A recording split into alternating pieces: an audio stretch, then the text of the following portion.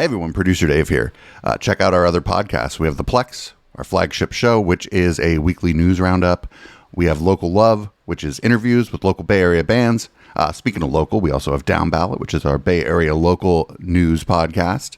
And we have How the Tech Are You, which is obviously a tech podcast. Enjoy the show.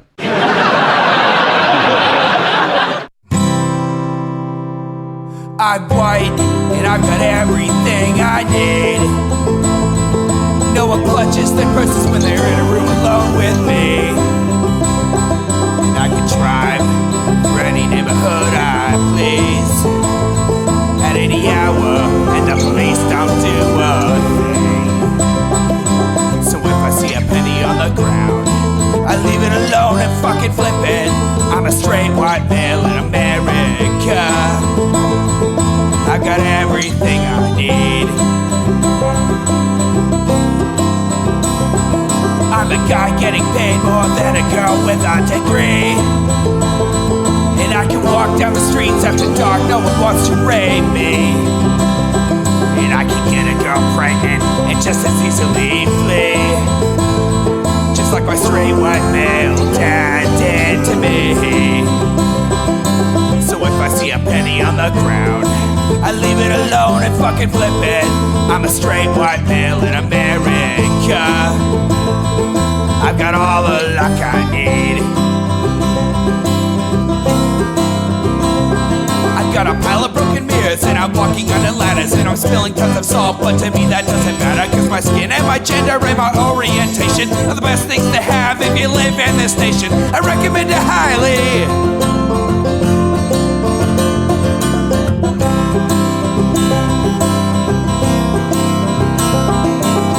If I see a penny on the ground, I leave it alone and fucking flip it. I'm a straight white male in America. I've got all the luck I need. Shit's gonna work out for me, cause I'm a straight white male in America. I've got all the luck I need. Hey everybody, welcome to the Intellectual Dollar Tree. We do the show live every Wednesday at 7 p.m. Pacific right here on Twitch.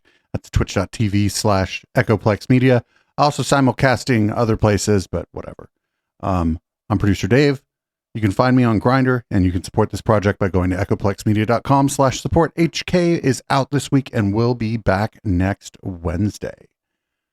So what we have here this week, unfortunately, and I do mean unfortunately, is we got Bill Maher talking to the trigonometry guys in Bill Maher's Pee-wee's Playhouse ass fucking studio.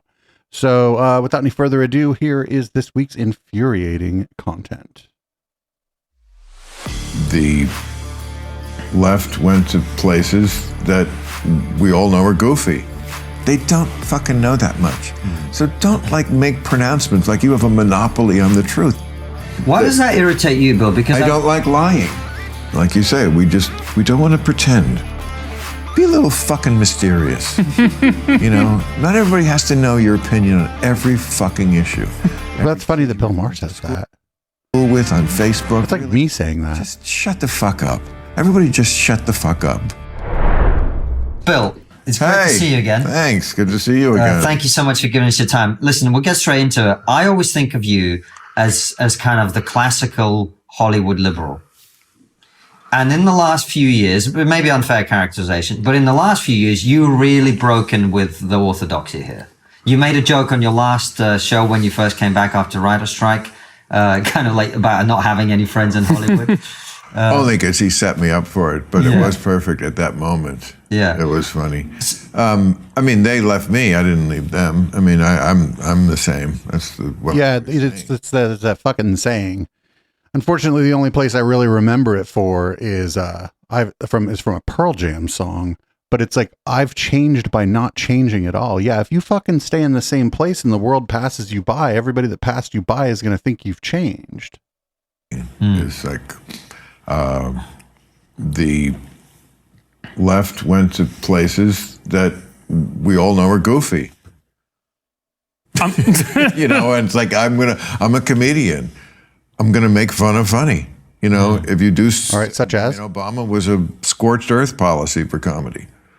which was great. He wasn't a buffoon. But I Good didn't. for the country, bad for comedy. Yeah, right. But that's not the case now with, identity politics and victim culture and cancel culture. Yeah, this guy is just going to put on a fucking demonstration of how he turned into the very thing he used to make fun of. Hostility to free speech. These are all great targets and worthy targets. And I, was always willing to, people, I think, don't remember how much I was always willing to go after it on the left, but there just was less of it. Clinton wasn't an idiot either. I mean, they tried to get him out of office because of a blowjob. Whose side was I going to be on? Right? So, things changed. I mean, was it Jonathan Haidt? Is he the one who wrote the book? Oh, no, not Jonathan Haidt. His theory, I think he got it right. It was like 2015. It was like Gen Z ascends or something. And we thought they were... That wasn't Jonathan Haidt's book. Millennials. Jonathan Haidt is one of those race and IQ guys. 10 times worse. It's like AI. It was exponential. But the problem is, Bill, is that you look on comedy on TV, and with a few exceptions, one in particular being your show, it's got really toothless. And that's a dangerous place. Well, I've gotten into trouble talking about this subject before, so I'm going to take a pass on this question. Fair enough. Because I'm friends with some of these guys. I certainly am an admirer of some of these guys and their talents. So, Guys, huh? I do think... Some of the comedians, you mean? Your basic premise is correct, that there is one that doesn't look anything like the others, but that's partly also because I'm not a celebrity-driven show. I'm not having on sitcom stars and just, that's, what I'm doing here for Club Random more. No, I think we have great people here, but we don't necessarily talk politics. So they're doing... Club Random is a politics show. Broad vaudevillian shows. I'm doing a political show. I hardly ever have a celebrity. I mean, show business people. Yes, sometimes at the beginning of the show we'll have an iconic, Rod Stewart. How are you going to say no to that or something? But it's, but most of the show is a panel with, you were on it. It's got to be people who are super smart about what the fuck is going on in the world. That's not what those guys. So some of it is just built in. And then, I have different takes on stuff. And, This is going to be awful. I tell you, there is a little too much uniformity of opinion, premise, And I think that's one of the main problems with society at the moment, Bill, is that it does seem to be a uniformity of opinion, both on the left and the right, where we put ourselves into tribes and are scared because we're in tribes to actually go, hang on, I don't agree with that. Yeah, I may have told this story before, but every year I look at writers' packets, see who's out there. And it's this last, the lack of diversity of point of view. I mean, it's one thing to write the punchline, but what is your point of view about a subject? So I think what they had to do was write about the, events of that week, see if they can write a monologue joke. And I think it was the week when Meloni took over in Italy. Yeah. And it was uniformly, she's a fascist. Well, what are her politics, Bill? Has fascist roots. I mean, this came up somewhere in conversation. And I said, well, if we go back, the Democrats were the party of slavery. Right. Wait, what? What does that have to do with what? What does that have to do with the person who got elected to the leadership of Italy? Yeah, but I guess Bill does have a different take on things. It's an absurd take, a take that involves a pretty big non sequitur, a take that ignores a whole lot of history. Everybody's got a past. So I don't know. I said, I don't follow Italian politics closely. I don't follow Italian politics, but it's like comparing the Democrats to the KKK. I don't follow it though. I'm just off the get-go going to say, this lady's a fascist. It's all one-dimensional, isn't it? And that's what every writer wrote based on the premise, she's a fascist. I was like, okay. Yeah, that kind of stuff. Like, it just gets in the ether that this is the opinion. So Bill knows nothing about Italian politics or this person's policies or how they campaigned, right? But he's like, well, this is all boring if the premise of the joke is that this person's a fascist. Bill used to tell hella jokes about racists. He was bagging on the Tea Party so much, and that's sort of where his fucking, like, where his brain stopped working. And we're probably going to get into it. Yeah, we're probably going to hear it. Like, his view on conservatism is probably ends right around the Tea Party or right somewhere in the middle of the Obama administration. Lazy. They don't really, they want to seem knowledgeable but not really know anything. But wait, you just said you don't know anything about Italian politics. What if the people in the writer's room do? To do the reading, you know what I mean? Everybody wants to be the college kid who turns up, who knows what they're talking about, but no one wants to go and read the books. You see that nowhere more than what's, Israel. Whenever now that the war's on, they just do not understand the history of this conflict and, that land. And so it's just screaming at each other over, identity politics. It's tribalism. But there was another. Wait. How is it identity politics? Like, no, this is like the politics of war and conflict. Which I think where a lot of people, you gained a lot of people's respect, not that you didn't have it already from many people, but there were a lot of new people, and you've talked about it recently about how there are conservatives now coming to see you live. Yeah, mixed audiences. Mixed, which is a great place to be. Great. But I think part of the reason is that you really made a break with what people thought was your team over COVID. You really made a break with them. Absolutely. But Bill was always an anti-vaxxer. You're right.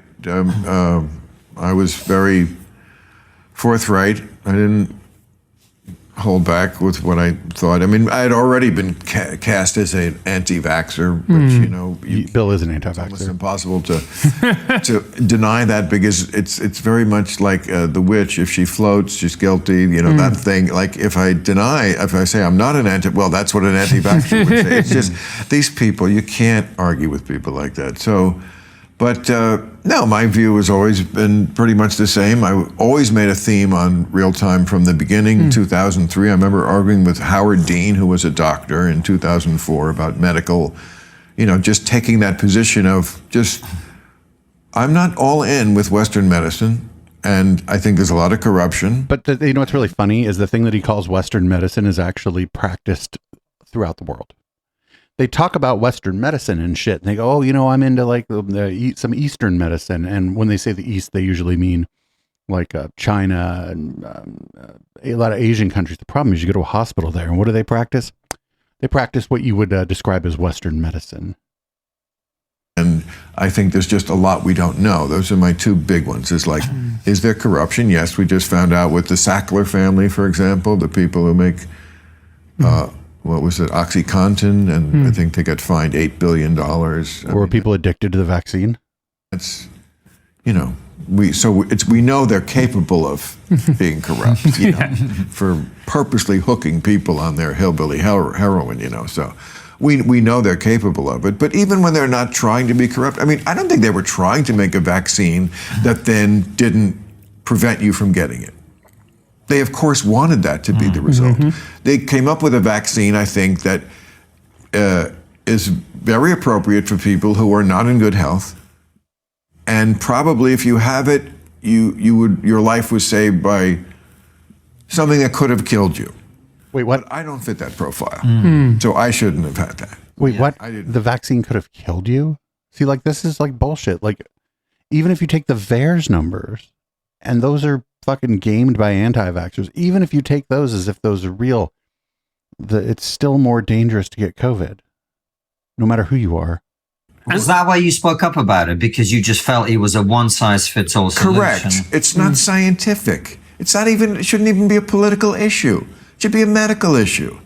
It's just medical. Right, but that's great. Then you should go to your doctor and listen to your doctor if it's a medical issue, and that's fine, because like contrary to what you would believe by watching YouTube and shit, the vast majority of the medical community is just like, oh yeah, you should probably get the vaccine. Stuff. So, yeah, I mean, I've certainly lost plenty of people. But those kind of people were never really gonna be completely happy with me, and they never were completely happy with me. You know, they didn't like me about religion stuff.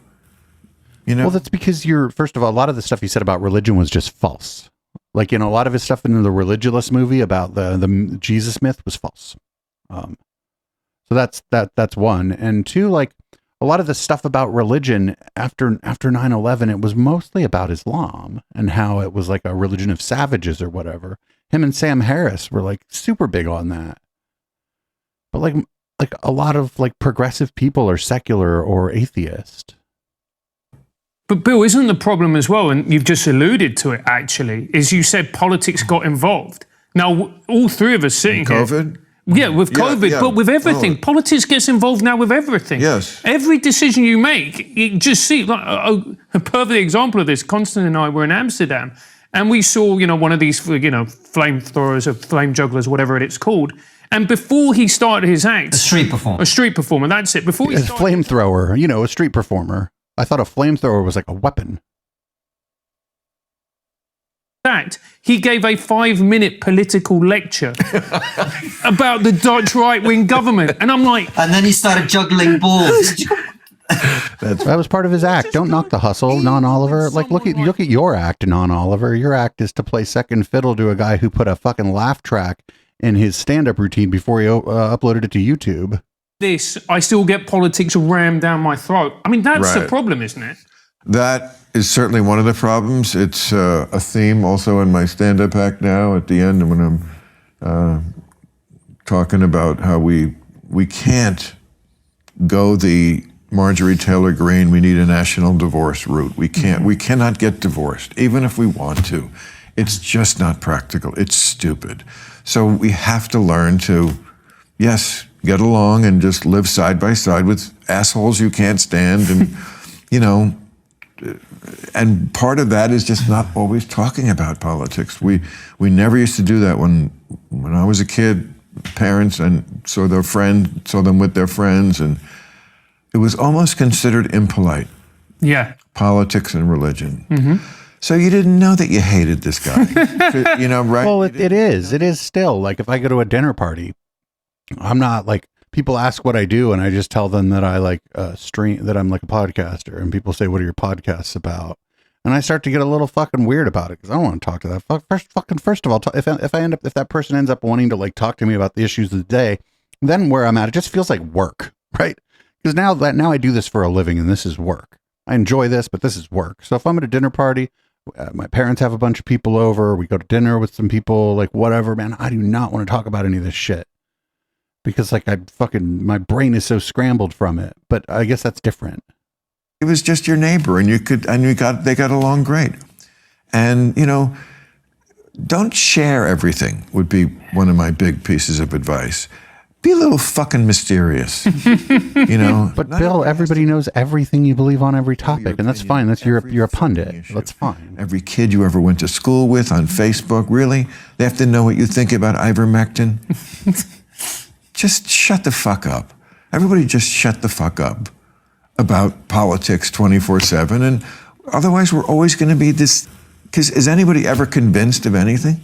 Yes. Yeah. I mean, yes, I've changed my mind on a great number of things over the last 5 or 6 years. Yes. Softened my positions on things, hardened my positions on other things. Yes. Had people explain things to me in a way that made me rethink things. Yes, this happens. Yes. Well, we can't even agree what men and women are anymore. Oh, get the fuck out of here! Agree with that. Shut the fuck up, Non Oliver. We're going to agree on something like Israel, which is a very, very serious, complex issue. Well, you can tell the women from the men in my hut. I don't know what you're doing, man. Well, we're more progressive. Not a problem. No, I know. I mean, it's easy to say.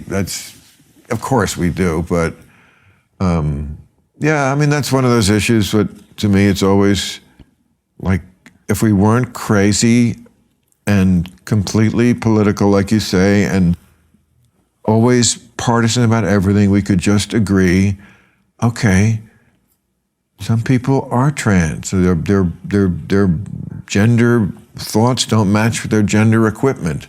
Of course. And also some of it's trendy. Oh, okay. So let's say that's true, because remember there was a big thing about, because Blair White was fucking trying to walk that line for a minute. Remember when she was like, well, those people are just trans trenders. But like fucking, why is like Bill Maher's 60 something? He's like, would be retirement age if he had a manual labor job, right? He'd be getting ready to retire. So maybe it's not for a retirement age person to tell a fucking 15-year-old what's going on in their head.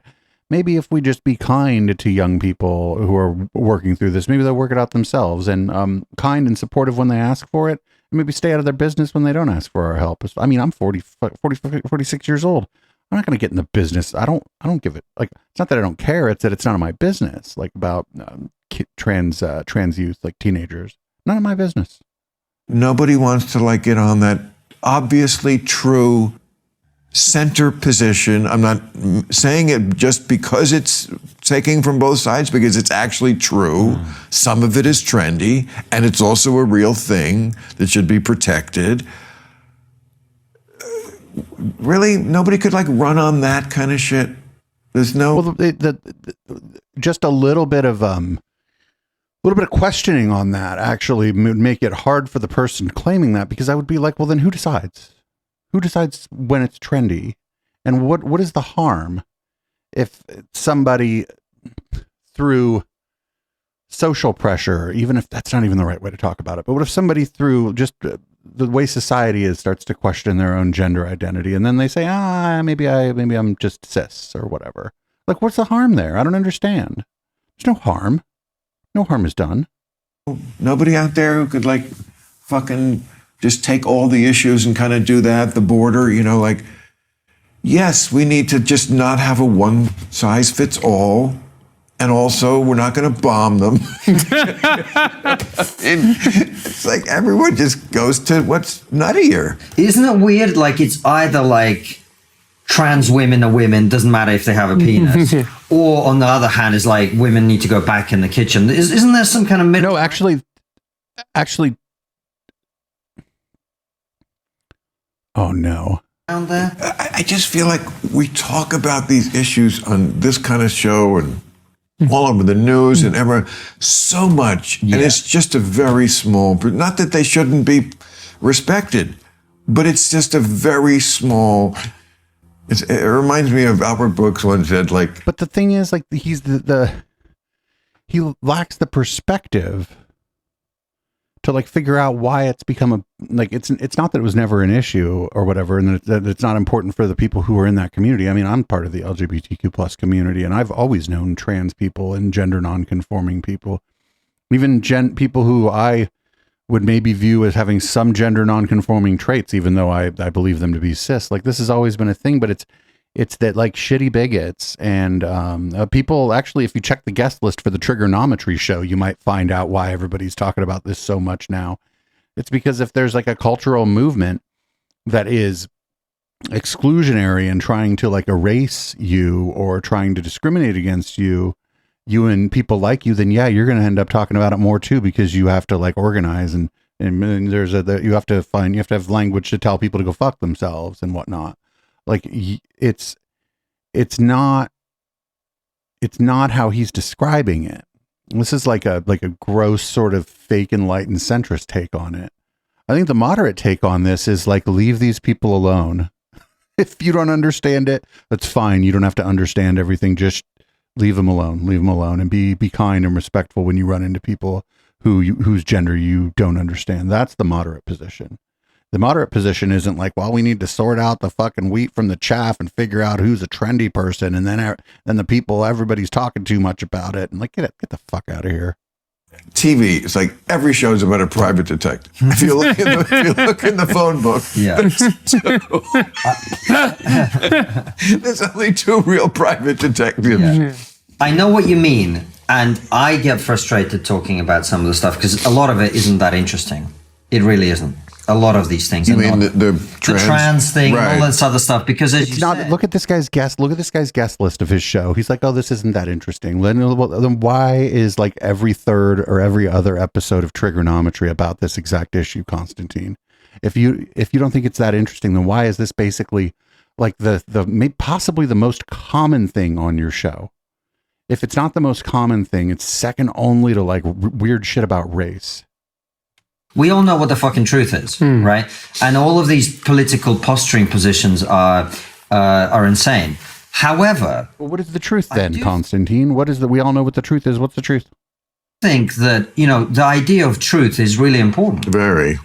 And so what bothers me is people making me pretend Right. that things that are blatantly false are not. Like the emperor's naked and he's got his dick out. No, you said it very well. Making me pretend. That's what, like a lot of the people who watch shows like yours and mine like about what we do is it's just that protestation. Don't make me pretend. Like there's just a lot of pretending. Pretend what?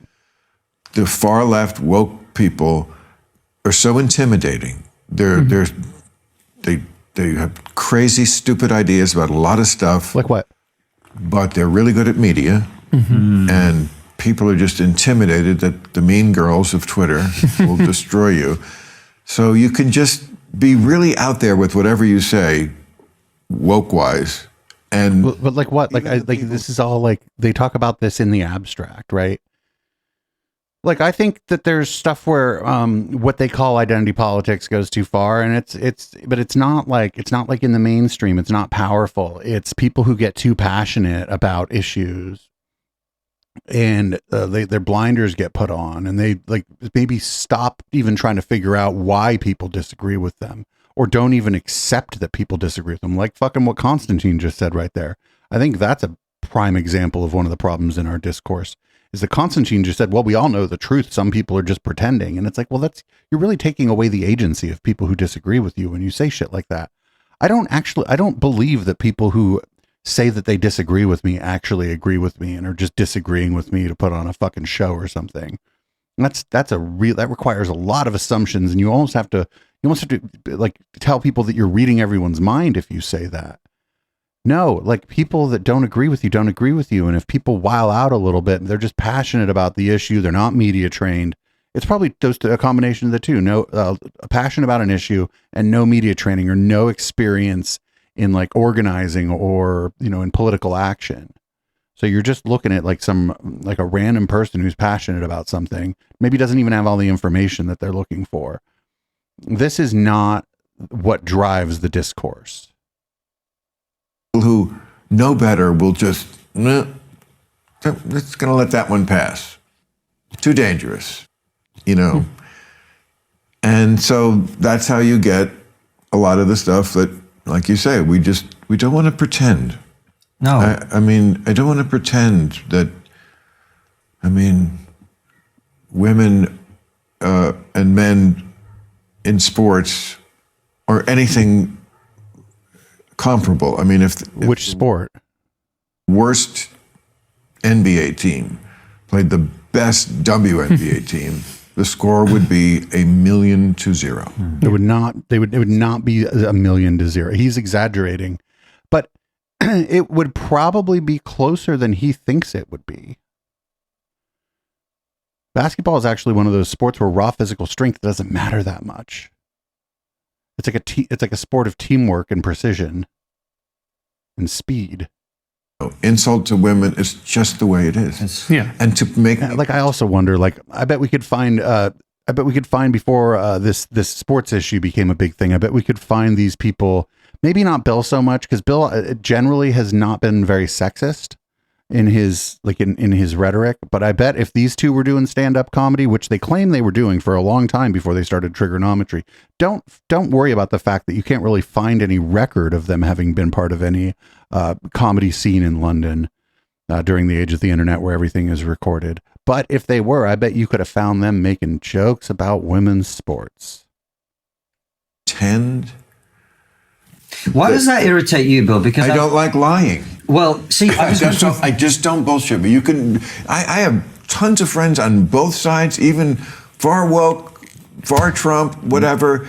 As long as you're sincere, but don't fucking lie to me. Yeah. Okay, so my take, and people actually don't always like my take on this, and I think I have the moderate take. I think that the governing bodies for women's sports should be the ones deciding these issues, and it's really not.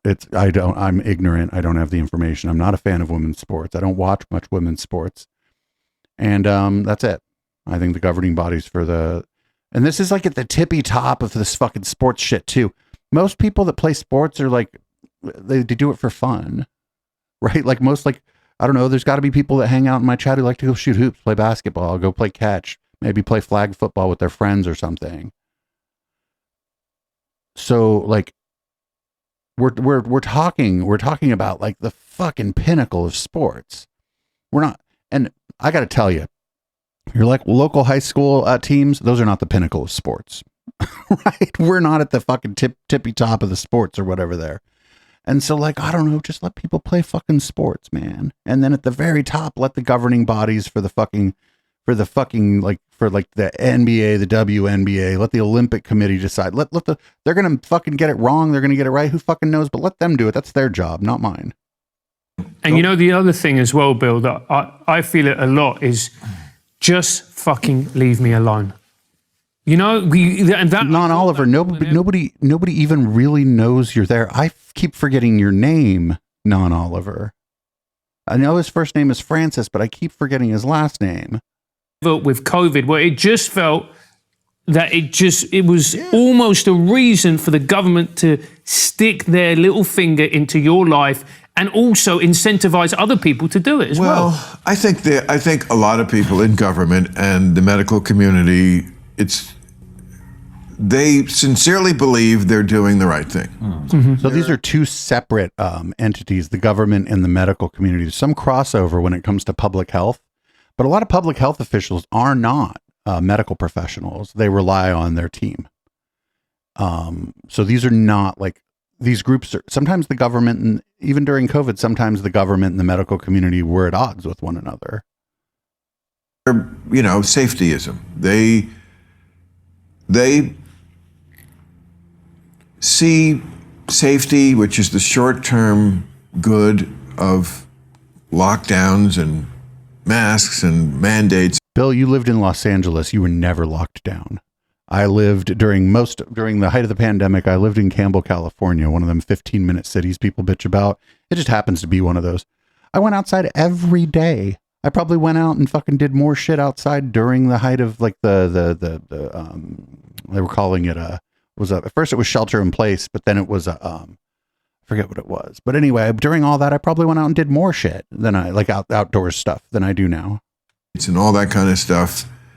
I mean, first of all, they may not be right about the efficacy of the vaccine, but how do you wait? What do you mean right about the who's they? Which, yeah, they, as he says, were pretty dead on about how well the vaccine worked, at least on the first variant. Could have been a little more clear about some things, about how they're like, oh, it stops the transmission. Well, it reduced the transmission. I know they meant stops. I know they meant reduced, and like whatever. But we've beaten this horse to death. I'm sick of talking about this stuff. As far as safety, they think they're doing the right thing, but they're in the system. You know, it's that kind of thing where. Do you really know you slowly just fall into the groupthink of, okay, this is how we handle the problem, lockdown, vaccine. Bill Maher was never locked down. Vaccines, you know, are to me a tool that I'm very glad we have, but I should get to pick whether I want or not based on the pathogen and my situation. And there could be something that comes along where I would be the first online. Yeah. Vaccines generally work. Yeah. You know. Bill, again, this one worked. The boosters work. This is they keep Nirvana fallacying this. Tylenol tends to work for a headache. Oh, it didn't get rid of your headache this one time? Well, maybe your headache was maybe your headache was a muscle cramp in the back of your neck and it felt like a headache. So the Tylenol, it sort of reduced the pain, but it didn't relieve the the cramp in the muscle in the back of your neck. They just nirvana fallacy this, and that's one of the, that's how that's one of the main anti-vaxxer things is they're like, well, it's not perfect, and it's like, well, no medical intervention is perfect, and there's zero medical interventions that have zero rate of side effect. Like, what other medical intervention do people even apply this standard to? Back to this conversation about lying, because it's interesting to me. I really respect your work, as one of the reasons is I've always been more interested in satire than comedy. And you, at your best, I think, are satirical in that you are talking about political issues. You're making fun of both sides very often. And I think that really is the job of people like you, is to point out where... Well, it certainly isn't you or Non-Oliver's job. The hypocrisies are, where the lack of truth is, etc. But not many people are now doing that with comedy, it feels like. Well, they do it on one side, but they pause when it comes down to saying something that's going to make their completely liberal audience disapprove. They take the path of least resistance when it comes to stuff on the left that is worthy of making fun of, because the audience doesn't want to hear that. Or they really believe it. I mean, it's more by omission, I mean, they'll do Biden jokes about his age or something like that, which is fairly anodyne, but you never really are in question about what the take, what the point of view is. That's the point. But the point of view, it's so important, and it's so important that the point of view is not boring. That the point of view is not the same as everybody else's point of view. My friend calls it "let me guess" policy. It's brilliant, and let me guess, and it's always, and I'm not ever let me guess. That's so uninteresting, isn't it? And they just won't. Like, I remember there was this.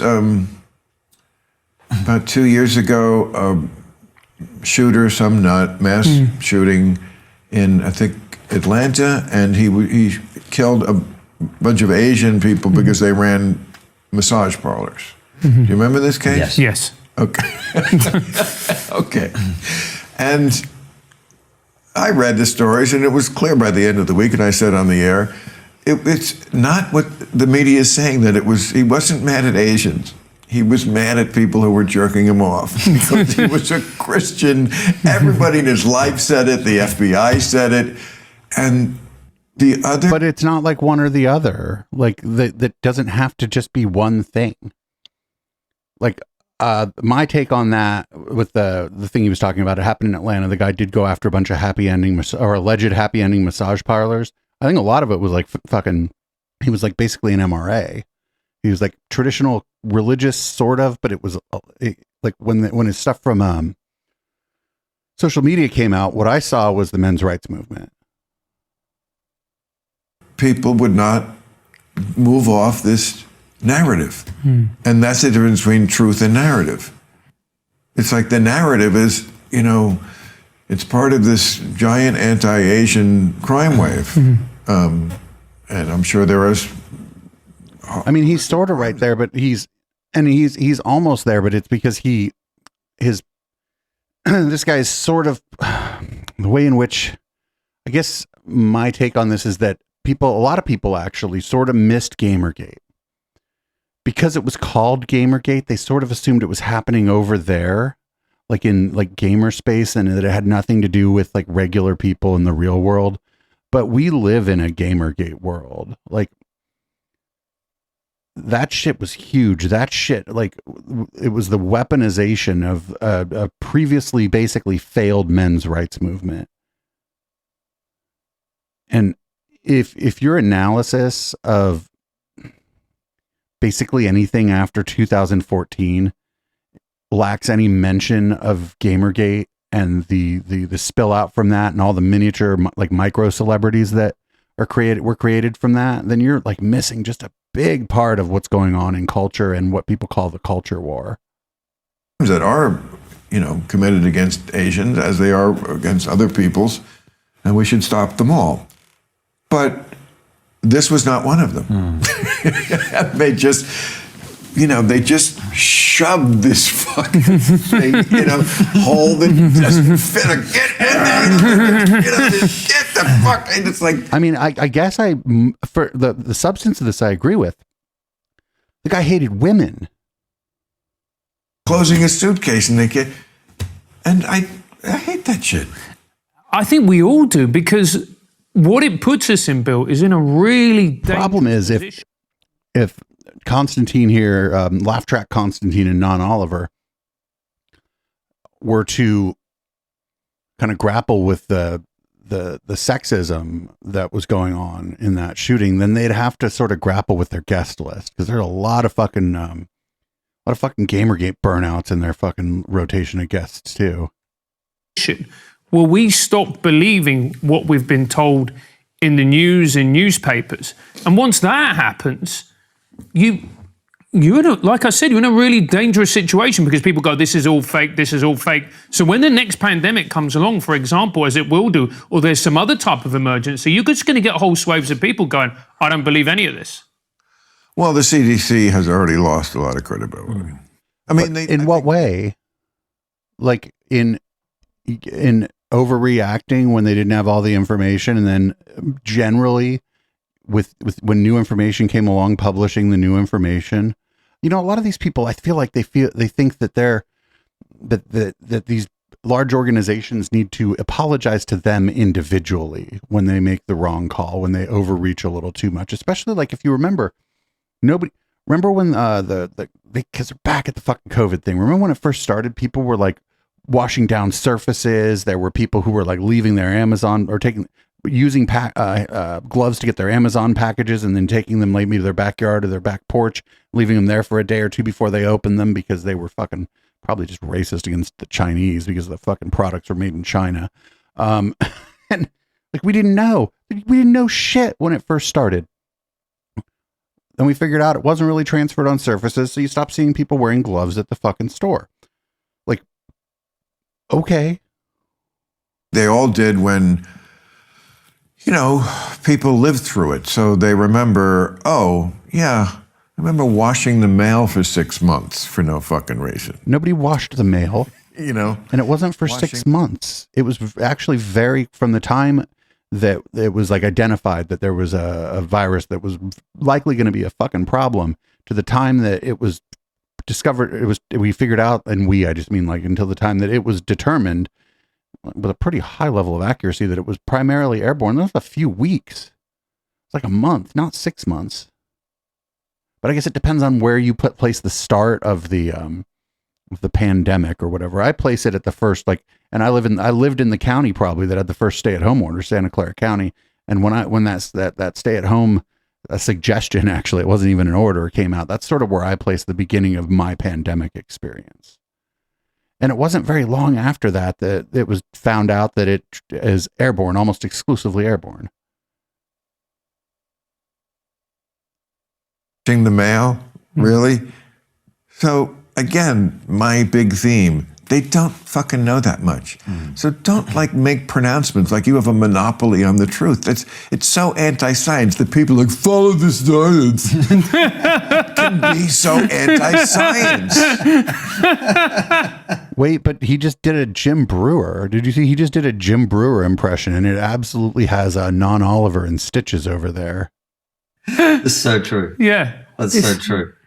And Bill, did you see this coming? Because I remember COVID? No. No, I did Mate, not. he was there. He was there in China. In the lab. I did not see it coming. No, I don't mean this. I mean the culture. I mean where we are now as a society. No.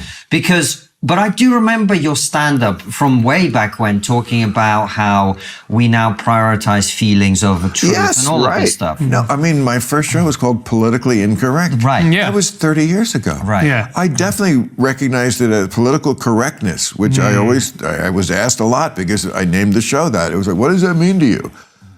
The elevation of sensitivity over truth, I think, was one of my big answers.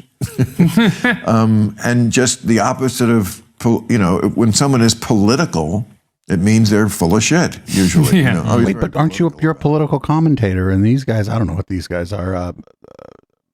They claim to have been comedians. politically incorrect. Let's just say what it is. So I did see that it was a problem 30 years ago. Yeah. It just got worse. I mean, I tried to put a stake in its heart, and it obviously Just made it. especially with the internet, but also the generations. I mean, we just keep... Kids these days. Each generation is more fragile. Yeah. If you can believe it, they said that about my generation. Yep. From the World War II, people were like, these boomer kids are so spoiled. Yeah, but Bill, now does he not see what he's doing? He's just becoming the thing that he used to hate. Maybe he has fully become the thing that he used to make fun of. Why, we don't even beat them every night, you know. When I think of like how idyllic I think my childhood was, but also like so different than kids today, and not coddled nearly as much. No, but you know what I was thinking about political correctness 30 years ago? It wasn't really the same people doing it. Like my heroes growing up, it was George Carlin and never know what would have happened, but George Carlin had some things to say about the conversation that they're having right now. He was asked about this very stuff, and he just said one of the things he said that I really liked was he said something about like I don't have the right for people to think I'm funny, which was really good. But he also said that like, listen, you know, if your jokes are just going after people who have been like historically belittled, people who have been discriminated against, then you're just being a jerk. And I don't know the exact words. Maybe if we can find that for the post game, because what he said about it was real smart. And I think he said something funny during it too. He managed to crack a couple jokes while he was saying it. George Carlin would, unless he changed a bunch, he would have not. I don't think he would have liked these people at all. And you were also talking about religion, because it was the Christian right, right, who wanted to shut people like you down. Oh yeah, they wanted you not to be able to joke about religion. No, that's and now it isn't them really leading the charge. I know they exist. I know they're out there. I know they don't like you joking about religion, but they're not the driving force behind political correctness in 2023. Would you agree? No, with that? Of course. That's again here. But this is like taking away like the religious right is ascendant in the United States right now. I don't know about in the UK, but I think that might be true too. Although in the UK, it's more of UK has always been a little more secular, at least in modern times has been a little more secular. Like the Church of England ain't even really, it's not really that godly or whatever. But yeah, the religious right is ascendant right now. Maybe not demographically, but politically, they're ascendant. They're making huge gains. That's my fucking defense when people are like, well, you've changed. No, they changed. No, you changed. That's a combination. It's a combination of him changing by not changing at all, then him just changing. He used to make fun of homophobes and people who didn't like trans people. He used to make fun of the idea of reverse racism. He used to make fun of some of the shit that they're bitching about in this right here. In every issue I could do that with. We're like, this is old school liberal and this is woke. Like, I noticed we have completely given up on the idea that the thing to do if you're overweight is diet and exercise, which was like... Wait, have we given up on that idea, or have we given up on, like, the thing that people are saying is that, like, we shouldn't be shitty to fat people? It's not that the healthy way to live is to eat right and exercise has been like that people don't believe. Yeah, everybody knows that it's better to eat right and exercise than to not eat right and not exercise. Get the fuck out of here. It's just that it's become less socially acceptable to just be really rude to people because they're fat. I mean, it was Michelle Obama. Yeah. Michelle Obama we loved her for that. She took the perfect message, first lady. Now that's like, I mean, you never read in the New York Times that, like that. No. It's just in fact, we don't know really why. I mean, they're kind of well, there are many factors actually that go into someone's weight, not just diet and exercise, but nobody's saying that you shouldn't eat a well-balanced diet and exercise, that you shouldn't do that. They're just saying that doesn't mean you're going to be thin, or that you're going to be thin. Like he was saying, oh, people are ignoring the science. Maybe you should listen to the scientists on this. The people who are studying these matters. Page, but we have Ozempic, and once again, it's a pharmaceutical solution. I'm not saying that's a giant conspiracy. I'm saying drug makers are not in the business of healing humanity. They're in the business of selling drugs.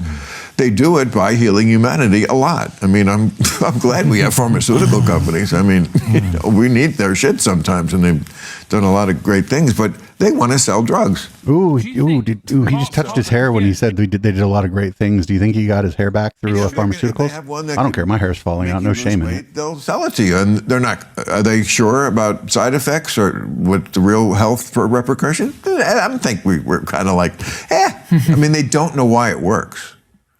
You know that? No. Ooh, this is what Scientology says about almost any mental health drug, actually, is that that the mechanism by which it works is not known. I bet that this is like a half-truth, right? I bet this is like a half-truth, not a full truth. No idea why it works. They know that it works, not why, not a clue. So wouldn't that give you pause? It would do, yeah. Okay, so again, this is where liberalism was 10 years ago, and this is where it is now.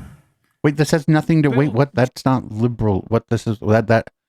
No, that's where Scientology was 10 years ago, and that's where Scientology is now. Do you think sometimes the problem is every time that we come to America, that's the problem. Yeah, that is actually the problem that they go to America. We come to America, Right. But it's a culture built around consumerism and ease, making everything as easy as possible and comfort. So is yours. Yeah, I'm not. Well, have you ever experienced? As they talk about from a room Bill had custom built at his big ass house in fucking probably Hollywood. It's not about comfort. That furniture doesn't look very comfortable. But do you see what I mean? About England? No, about the US. It's that everything is about making things as easy as possible. And if you do that... but I think that's a lot of countries now. Yeah. Because, I mean, England became America. Yeah, we import your culture. I mean, I remember being in England first time in the 80s, and it was very different. Yeah. Well, but so was America in the 80s. Everywhere was very different in the 80s. You showed somebody a fucking, like an iPhone in the 80s. Depending on where you were, they might have burned you as a witch. They might have brought back the witch trials if you showed them an iPhone. How so? Well, first of all, London was like all white. Yeah. Yep. It was. Oh, no. Can we just celebrate that victory that we made a place more diverse and not, well, at least he had okay, at least he said the right thing there. He's like, could we at least celebrate that London is more diverse? But he's going to go the other way. He's going to go, well, now it's too diverse and there's too much fucking curry. Too many packy shops. Never get a pat on the back. No. The people who achieve, I feel like, in that area. There's only there's more to do. Of course there's more to do. But can we just get a little, hey, I think I read in Andrew Sullivan's. Oh no, you read in Andrew Sullivan's? Was it a piece about phrenology? Was he like, well, now everybody's skull's starting to be the right shape? London went from 36%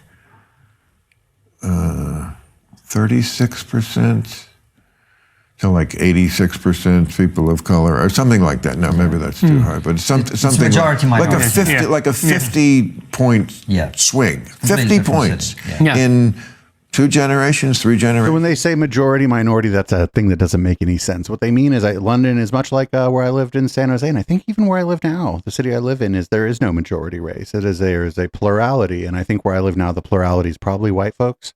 I think San Jose, it may still be, but the plurality in San Jose may be Latinx folks. And I think in London, I don't know, I may still be plurality white, but that when they say majority minority, that's stupid. What they mean is that there's no majority group, and that's fine. No group that is 50% plus one. No racial group. That's fine. That's a fully integrated city. Okay, that's progress. I'm not a bad person to clap for progress. But that is an issue. That is a real issue, Bill. Because people never want to admit when things are going well. And if you only start going, oh, everything's terrible, then you start convincing everybody else that everything's terrible when it's not. I mean, it's all vibes based. I feel like this is something that divides the two parties. I feel like Republicans are too like peppy about America and very sentimental about America. Well, and a lot of times they're like sentimental about a past that didn't really exist. Think things are better, you know, like racially. I think they're racial. They're in denial about racism, which is still a thing, and the left is like over exaggerating it. You know, they're so down on America, and it's, by the way, something immigrants don't like about the left. I hate that about them. Wait, how do you know that? That if the immigrants don't like that about the left, why is it when people become naturalized from other countries, Bill, why do they tend to vote for Democrats? And why do Republicans hate that? Why do Republicans hate immigration? They hate it, first of all, because those people are brown, they're not white, but they also hate it because they see a shift. Immigrants and the first generation after them lean so hard toward the Democratic Party that the Republican Party, that's one of the reasons they hate immigration. I mean, they also have like more base reasons for it, more deep down inside tribalistic, fearful reasons for it. But the policymakers, the people who are looking at like kind of trying to project the future of politics, they hate it because when people move here, they don't like no Republicans. The Republicans are racist. With a passion. People who work so hard to get here, and then all you do is hear what a shithole it is. And also, it's just, again, factually wrong, because we can know what's going on in other countries.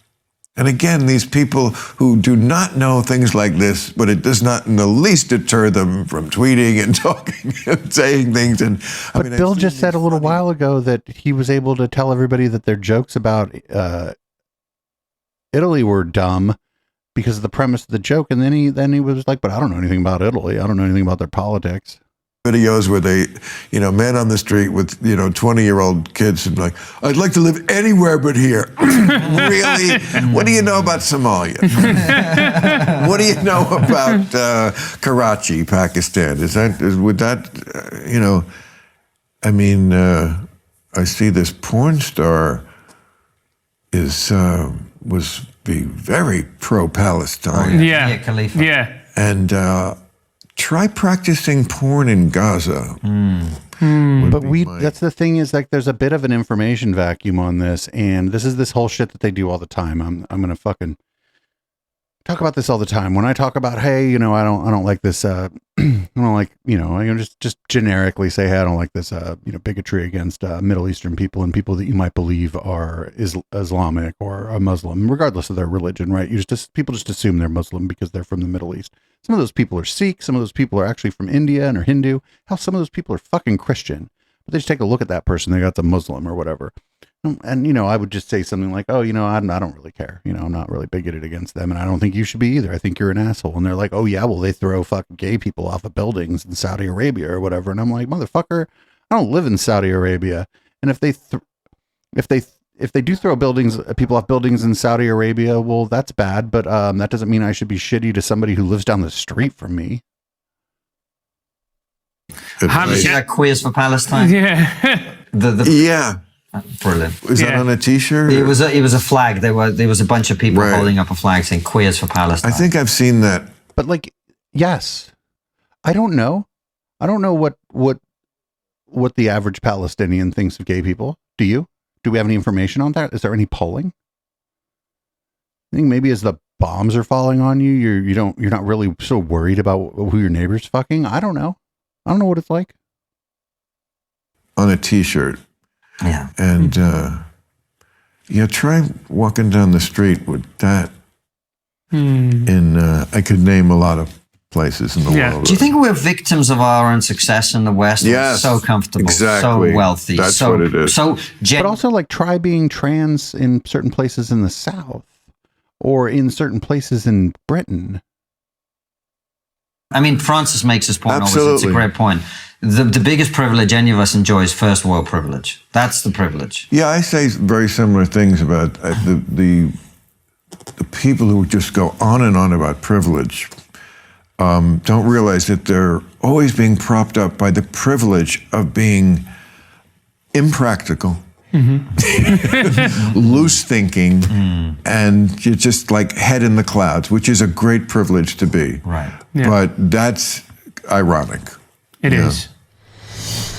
We'll be back with our guest in a minute. But first, Fuck your commercial. Don't ever send any money to anybody on Give Send Go. Are you hopeful for America, Bill? Well, I ain't going anywhere, so yeah. And, I mean, I am. No. I am. What like, about Mogadishu? This motherfucker lives in Hollywood. He's fine. He probably lives in like a gated community on the hill. I'm amazed a little bit. I am amazed a little bit that we take, man, this country. We take a licking and we keep on fucking ticking. Wait, when was the last time we took a licking? I can only think of 2 times we took any kind of licking. Pearl Harbor and 9/11. We ain't taking no kind of licking. Somebody in the chat mentioned Vietnam. Yeah, but Vietnam happened over there. Right? We didn't take no licking here. Really? We keep on ticking. I mean, I thought the pandemic with that kind of spending and keeping people home would take us down. No, Trump. I can't believe we survived Trump. Are you guys Trumpers? No. No. However, I will ask you this because it's interesting to me. I did not like him. His personality is obnoxious. I didn't like him. Among other things, yes. But this is what I want to ask you, right? Because I don't know enough about American politics to say whether his policies were good. Really? I don't, honestly. Oh, please. I don't. Why are you suddenly pleading ignorance on this? This is what you do. No, hold on. What, but Bill, whatever. Bill thinks he knows everything. And that's actually a decent question from Bill. He's like, what do you mean you don't know? Well, let's break it down, right? So, was his policy on the border better or worse than Joe Biden? Looks like it's the same now. Because Right. Biden's building the wall. At least he was trying, right? I mean, Biden's just letting people in like crazy. Right? Yeah, I mean, I never thought a wall was a terribly practical solution because people have thought of it before, and there's just a lot of like things obviously he couldn't get through. Obviously, he couldn't get it through. So that's how hard it is. You know, it's private land, or you just can't build a unporous border. Look, if the Republicans were serious about wanting to stop immigration, what they would do is they would crack down on the hiring. But they don't want to because they want the cheap labor. So they want to pretend that they are stopping people from coming in and they don't like people coming in, but they like it. Drives down wages, and they could do that. You could crack down on that end of it. Okay. But that doesn't happen. Nobody's going through the kitchen and yelling, immigration! From my perspective, it doesn't seem like Biden is better than Trump on that. When I look at the international situation, I mean, the American respect for America is breaking down around the world. That's why you see all these conflicts. Well, they say that every year. Well, we see more conflicts every year. Are you kidding? Now, again, this is stuff where this is stuff where I am going to tend to agree with Bill. No matter who the president is, they're like, oh, you're making us a laughing stock all over the world. It's just a political talking point that one party will use against the other. But I will say that other world leaders, they hated Donald Trump. They hated him. They loved Barack Obama. And they hated Donald Trump. Kicking ass. We came back better from the pandemic economically than any other big boy country. I don't know how we do it, but if you look at like the stock market from like 1990 to now, like if you had your money in American stocks, like 3-4 times That's better economics. than anywhere else. I'm talking about. Wait. But this is like, okay, so the problem is that he's probably talking about the S&P 500. And there's a bit of a sampling error there. What is that? Survivorship bias, I think I would call it. It's like economic survivorship bias. It depends on where you put your fucking money, because a lot of people lost everything in between like basically 1997 and 2001 because of the crash of Silicon Valley. A lot of people lost everything in between 2007 and 2009 because of the economic crash caused by the real estate business. And so like a lot of those if a lot of those companies are no longer in the stock market because they don't exist. It matters. Of course it matters. You know, no, you're right. I mean, the dollar is nobody's really even pretending they could like replace the dollar or would want to. I mean, with our kind of debt, I mean, at some point, is some of this going to come crashing down? It absolutely could. Well, a lot of it did come crashing down. It's just that when you look at the S&P 500, the companies that came crashing down aren't on there anymore. I don't know. Like we just keep on ticking. I'm surprised that with all the shit going on. But America's a great country, but what I'm trying to get at with you, it is a great country. No, I'm not Mr. Rah-Rah. I'm just saying these are the facts. The biggest, like 5 biggest tech companies in the world, I think, are all American. China has, some things that we don't, but our military is still like there's nobody even close. I couldn't agree with you more. I'm just saying. So I'm Team America. I am. No, this isn't about bragging about America. This is just factually like where we are. Let's not be. 100%. Let's not have the wrong idea in our head about where our exact place in the world is. We're taking on water, but for some reason we're not sinking. I'm just trying to get to the question, which is, you said something, which is very interesting to me. You're a smart guy, you're a nuanced thinker, but you said we survived Trump, and that surprised you. Totally. What is it? I'm not surprised that that's the bill catastrophized too much about Donald Trump. I think that what people refer to as the deep state made it impossible for him to destroy the country. It makes it impossible for anybody to do it in 4 years, probably in 8 too. And it's a good thing we have an 8-year term limit on presidents. So give people... Because he's crazy, first of all. He's stupid and he's crazy. Is he stupid, Bill? So... He can't be. He thought Frederick Douglass was alive. Are you kidding? Yes, he's stupid. He has a Hitlerian ability to move crowds. Okay. Often with the same sort of thoughts about... Yeah, the Hitler stuff I don't like either. The soil and all this shit. Obviously, he never went where Hitler went. I'm not comparing him with Hitler in that way, but just as a insane, but that also made him genius politician who can move people and just owns fucking people, just like owns them. And that's his talent. But is he stupid? Yes. And he's fucking crazy. But on those two things in Congress that you've just said, that he's a politician of genius and he's stupid. Politician. Yeah, of genius. But yes. But that's the only genius he is. Politically, he's a genius. Yeah. Because he doesn't even think about it. It just comes out of his id. And that works for people. Even though he's the most full of shit guy, he also is like the most honest. Like when he says shithole countries, like lots of immigrants are like, yeah, that's exactly where I came from. Why do you think I fucking walked 1,000 miles to get here? Because I was in a shithole. And this is ahistorical. A lot of these countries are in, like, not all of their problems, honestly, but a lot of these countries suffer from the wrath of the CIA. Like CIA, South America. CIA did a number on South America, and it's not like because it slowed down to some extent after the turn of the century. It's not like the ramifications of that aren't still in effect today. This guy doesn't mince words, and because he almost, he can't help himself. He reveals himself. It's insanity photographs. What can I tell you? So he's mesmerizing to the media too. So he gets all that coverage. But yes, am I surprised we survived? And we really haven't yet, because he still hasn't conceded that election. Well, that's why I'm asking. Just the idea of a guy who doesn't concede elections. Okay. Oh, but the idea of like a sore loser is nothing new. Like the idea that somebody's like, oh, I only lost because everybody else cheated. That's not new. It is interesting that somebody like that got got to be the president, but I mean, had to happen eventually. I should stop worrying about all these other little. That's it. That's the ball game. If the guy doesn't concede elections, did Hillary concede elections? Yeah, of course, Hillary conceded. She said he's an illegitimate president.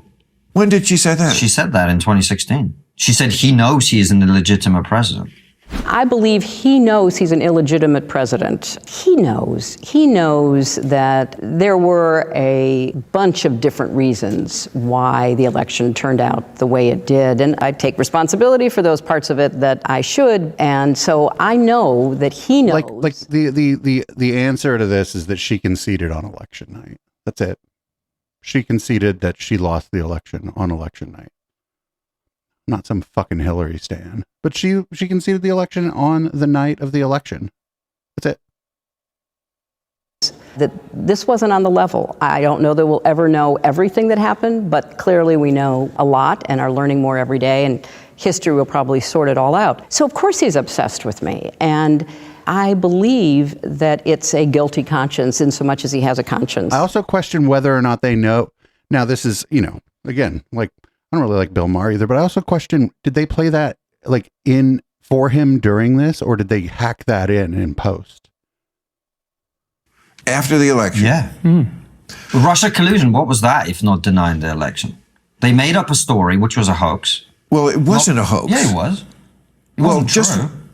What wasn't true? What part the of it? Russia collusion, the idea that there was collusion with Russia. The idea there was absolute collusion with Russia. Is that why he won the election, do you think? Partly. There were a lot of but-fors. One of the big things, though, is that she didn't. She took the Rust Belt for granted. She didn't go up there and campaign in Michigan, Pennsylvania, like the Great Lakes area. The only person on her team who went up there and campaigned up there was one Mr. Bernie Sanders. Post-election. Yeah, you don't think Russia could sway 77,000 votes in 3 states? Of course they could. And they did. Partly through social media, partly for their propaganda there and what they were trying to do there, which was very successful, cost about $100,000. And then, Trump's campaign manager was trading campaign data with a GRU. I think what Trump was saying is completely wrong. I agree. But there was collusion. But the Democrats also denied the election in 2016. No. Again, no. This is just a lie. Whether you like Trump or don't like Trump, or like Hillary or don't like Hillary, Hillary Clinton conceded on election night. If she said afterward, there's all kind of funny business going on. Okay, well, she can say that afterward all she wants. She conceded on election night. That's it. That's all. Okay, maybe one time Hillary said something like that. You ask her today, this is not an issue for the Democrats. You're making a ridiculously false... You think? Comparison. Of course. Democrats are not the ones who deny elections. Hillary got up there in her fucking purple suit and said, we lost. Al Gore did it, took one for the fucking team in 2000. Agreed. That's what he should have said first. He should have said she conceded on election night. That's it. That's the whole thing. It doesn't matter really. She conceded on election night. She said that the election was over. Ridiculous false comparison. False comparison. Yeah. Okay. Yeah. So looking at Trump, and let's look at on a global scale, like we were talking. The Gore thing was different. The Al Gore thing, but again, it took a couple days. But then he conceded too, and that one was a very different thing with Al Gore. I wonder how much different the world would have been if it would have been Gore instead of Bush. I think if you don't win the popular vote, I don't give a fuck who you are, which party you're in. That's my opinion. Is if you got less votes than your opponent, then you didn't win. Whether or not the Electoral College swung your way or whatever, you didn't win. I know that's the rules of the game and shit, but I don't know what kind of loser doesn't get the most votes. If you look at with Biden when he's come to power, there has been the Russian invasion of Ukraine. There has been the disastrous withdrawal from Afghanistan. And you've also as well got, Bill, now this situation flaring up, and some people would say the argument that they put forward is this is all happening because Biden is a weak leader. People have seen that and are using that opportunity to then pursue their own ends. Well, whenever I hear something like the disastrous withdrawal from Afghanistan, it's just like, oh, right-wing talking point. Not that it's not true. It is true, but it's like, really give a shit. I mean, like, how do you withdraw when you lost? Absolutely. I'm not sure. How are you supposed to withdraw? Anything well. We're just a fuck-up country now in a lot of ways. I don't know if any president under any conditions, but this one finally said, let's get the fuck out of here. This is a crazy thing to be here forever. We're here 20 years. We just got to go. I mean, it's probably going to be shitty no matter how we do it. Now, if Mitt Romney was president, would it have gone better? Yeah, I bet it would. Because Mitt Romney was like much more of a detail, he tried to cast himself as a conservative, real hard right guy when he ran. He was a manager of detail. He was a Mormon, couldn't be a nicer guy. Could he have? Oh, I don't know if Mitt Romney's a nice guy. I don't know that. I wouldn't go so far as to call Mitt Romney a nice guy, but he's not a nice guy. Been the guy who stayed up. What, a venture capitalist? What was he? A real estate kind of venture capitalist guy? That guy. People who really like government want to make it work well. Biden's not that guy. Yeah. He didn't do that with Afghanistan. But it's like, just so reflexive. Here's something we can hate about this guy who we want to talk bad about. I'm not on that page. That's a little too... And another thing I'm noticing here is Bill doesn't do really well, actually, when people try to challenge him on what he's saying. See, on his own show or whatever, on Real Time, that just doesn't really happen. Like what they're saying is so easy to bat down. Just one-sided for me. Do I love everything with Joe Biden? Absolutely not. Last week I called for him to not run again. Ruth Bader Biden, I would call. You think he's too old? I think the country does, and that's all that matters. Yeah. And he will not win. He'll look terrible in the debates, and Trump will win, and that will be a disaster. And there should be no discussion after he does not concede elections. Yes, Stacey Abrams also said something about, this is yes, you can. But Stacey Abrams also conceded her election on election night. Make some case on the other side. It has nothing to do with a guy who was president, never advertised he was never going to concede an election. Didn't, still doesn't, will do it again.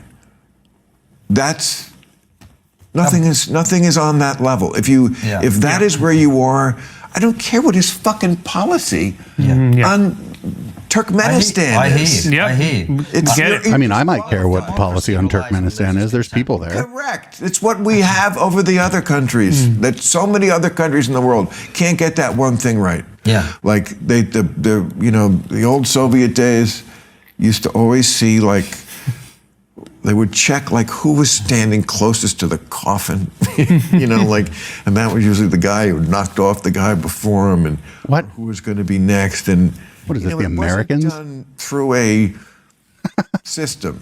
It was who's just going to it was Survivor.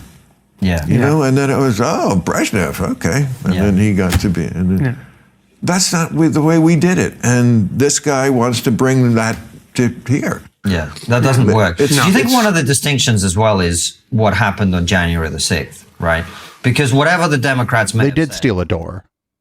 I don't know if anybody... I think we're the only ones that really even talk about that. We watched them take a door from inside of the Capitol. That never happened. It was just a different level, people physically going into the Capitol. And it's not what Trump said on that day. It wasn't like he got up there and said, go and take over the Capitol. Kind of, but not totally. It was that up until that moment, he still hadn't conceded. Yeah.